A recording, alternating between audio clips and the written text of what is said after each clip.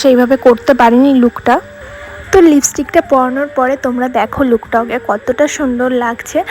আমার তো খুবই সুন্দর লাগছিলো লুকটা। তোমাদের কেমন লাগছে জানিও। আমার সব লুক আমার তো নিজের খুবই সুন্দর লাগে, আমি তোমাদের কাছে এটাই বলি, কারণ আমার ভালো লাগে, ওই জন্য তোমাদের কাছে শেয়ার করি। আর তোমাদের কেমন লাগে এটাও আমার জানার খুবই দরকার।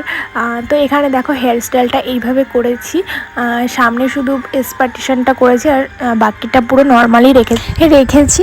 তো তারপরে আমি জুয়েলারি ভালোগুলো পরিয়ে নিচ্ছিলাম। তারপরে এখানে দেখো ওর ফুল লুক কমপ্লিট হয়ে গেছে।